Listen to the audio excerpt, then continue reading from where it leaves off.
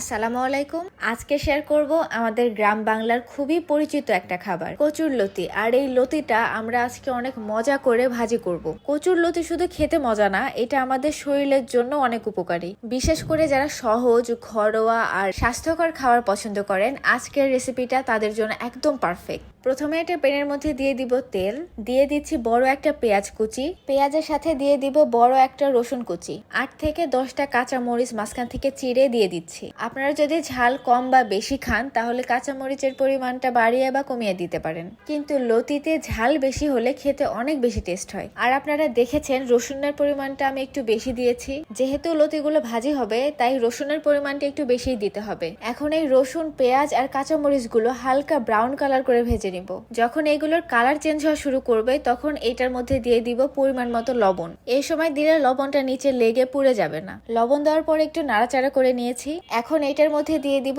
আগে থেকে কেটে পরিষ্কার করে রাখা লতি আর ছোট একটা আলু। এখন এই লতির উপরে দিয়ে দিব 1 চা চামচ হলুদ গুঁড়া, 1 চা চামচ আদা বাটা আর রসুন বাটা। লতির সাথে সবকিছু খুবই ভালো মতো মিশিয়ে নিচ্ছি। আমার বাসায় যেহেতু সবাই একটু ঝাল বেশি পছন্দ করে, তাই এইটার মধ্যে দিয়ে দিচ্ছি আরো 1 চা চামচ ঝালের গুঁড়া। আপনারা যদি ঝাল কম খান তাহলে এটি স্কিপ করতে পারেন। এখন এই সবকিছু আলতো হাতে নাড়াচাড়া করে মাখিয়ে নিচ্ছি। আপনারা দেখতে পাচ্ছেন এখানে আমি চিকন লতিটা ইউজ করেছি। লতি ভাজির ক্ষেত্রে অবশ্যই চিকন লতিটা ইউজ করা ভালো, এতে করে কোনো পানি ইউজ করা লাগে না, এমনিতে একদম সেদ্ধ হয়ে সফট হয়ে যায় আর খেতেও অনেক বেশি টেস্ট হয়। এইভাবে সবকিছু একসাথে মিশিয়ে নেওয়ার পরে লাস্ট পর্যায়ে আমরা দিয়ে দিব 1 চা চামচ জিরা গুঁড়া। জিরা গুঁড়া দেওয়ার পরে হালকা একটু নেড়ে দিব।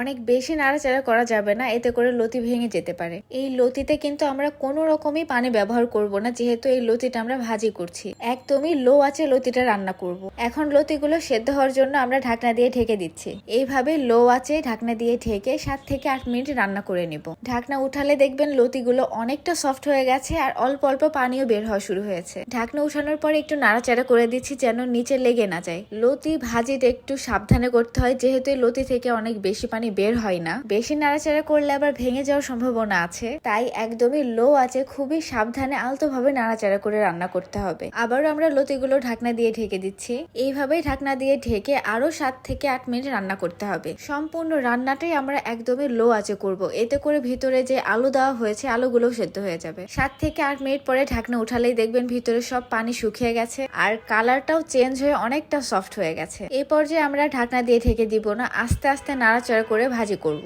এই কচুর লতিকে আমরা পাত্তাই দিই না, কিন্তু এতে আছে প্রচুর পরিমাণে ফাইবার, ভিটামিন এ, সি, বিভিন্ন ধরনের মিনারেল। আর আমরা সবাই জানি এইগুলো আমাদের শরীরের জন্য কতটা বেশি ইম্পর্টেন্ট। ইভেন লতি আমাদের রোগ প্রতিরোধ ক্ষমতা বাড়াতেও অনেক বেশি হেল্প করে। আসলে শরীর সুস্থ রাখার জন্য আমাদের অনেক বেশি রিচ ফুড খাওয়ার দরকার হয় না। আমাদের গ্রাম বাংলার যে সাধারণ খাবারগুলো আছে এইটার মধ্যেও যে এত পুষ্টি আছে এইগুলো আমরা জানলেও খেতে চাই না। ইভেন এখন তো মানুষ ভিটামিনের সাপ্লিমেন্ট খাওয়া শুরু করেছে, কিন্তু এই সাধারণ খাবারগুলো খেলেই কিন্তু আমরা অনেক বেশি পুষ্টি পেতে পারি। অনেক জ্ঞান দিয়ে ফেলেছি, এত জ্ঞান দেওয়ার পরেও যদি আপনারা শাকসবজি লতি না খান, আপনার আম্মুর আপনাকে শুধু বকা দেওয়া না, মাইর দেওয়া উচিত। এই তো রেডি আমাদের অনেক মজার ঝাল ঝাল লতি ভাজি। অবশ্যই একদিন এইভাবে রান্না করে দেখবেন, ইনশাল্লাহ সবাই অনেক পছন্দ করবে। রেসিপিটা ভালো লাগলে অবশ্যই লাইক দিবেন, আপনাদের মতামত জানানোর জন্য কমেন্ট করতে পারেন। এমন আরো অনেক রেসিপি পাওয়ার জন্য চ্যানেলটি সাবস্ক্রাইব করবেন। এতক্ষণ সঙ্গে থাকার জন্য অনেক ধন্যবাদ।